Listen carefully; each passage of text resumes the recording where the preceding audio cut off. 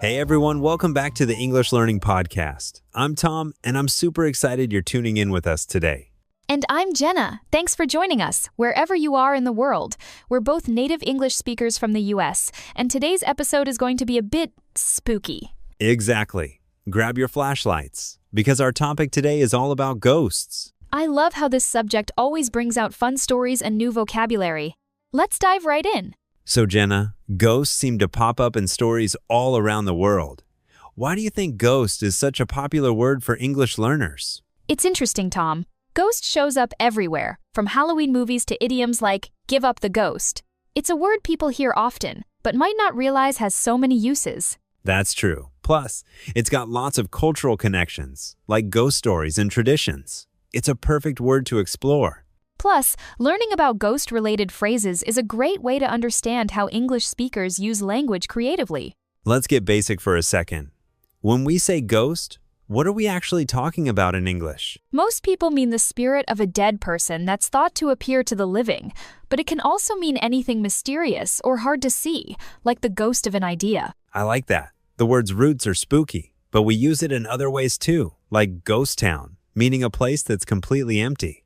Exactly. Words like ghost often start with one meaning, but then they branch out into all sorts of expressions. That makes me think of all those idioms. Like, have you ever heard someone say, he doesn't have a ghost of a chance? Yeah, that means someone has almost no chance at all, like it's nearly impossible. I remember hearing that in old detective movies. Or give up the ghost, which just means something dies or stops working. My old phone totally gave up the ghost last week. That's a classic. It's fun how a word can become so many expressions. They really make your English sound more natural. Jumping off that, ghosts pop up everywhere in movies and books, right? Absolutely. Think of Ghostbusters. That movie is packed with ghost jokes. There's also A Christmas Carol with its 3 famous ghosts. And let's not forget all the ghost stories people tell at sleepovers or during Halloween. They're a huge part of English-speaking cultures. Totally. These stories aren't just for scares, they teach lessons or just bring people together for a little thrill. You know, English has a ton of spooky words like spirit, phantom, or even specter. They all mean something a little different.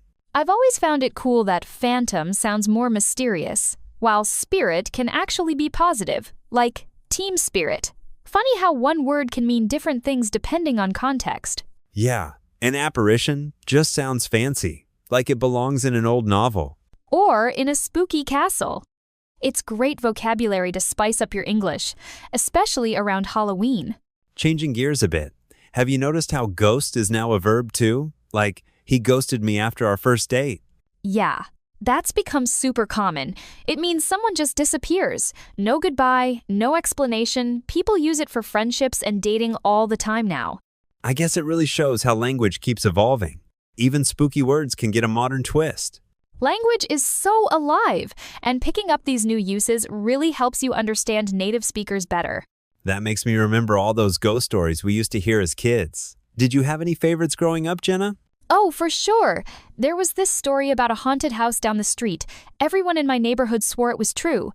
Did you have anything like that? Definitely. My friends and I would dare each other to knock on the door of an old abandoned house.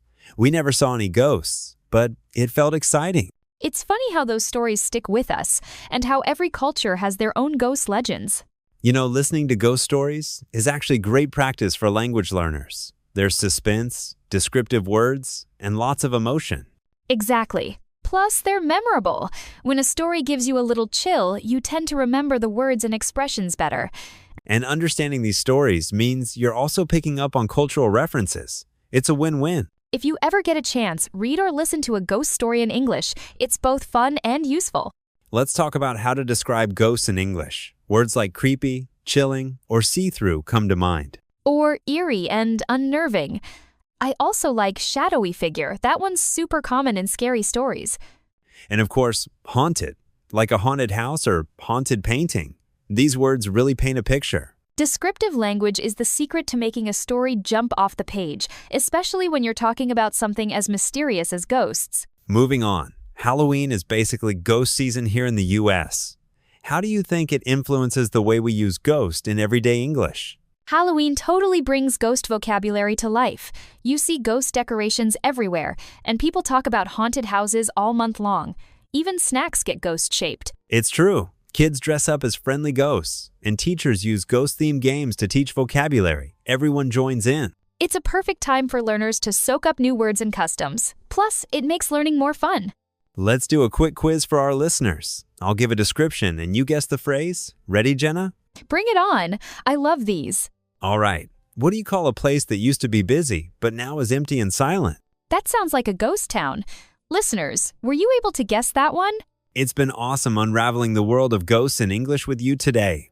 There's so much more to this word than just spooky stories. Definitely. Whether you're talking about haunted places or just using a ghostly idiom, these expressions make your English richer and more colorful. So keep practicing. Try out these new words, and maybe even dare to tell a ghost story in English. And before we go, don't forget to subscribe to our channel.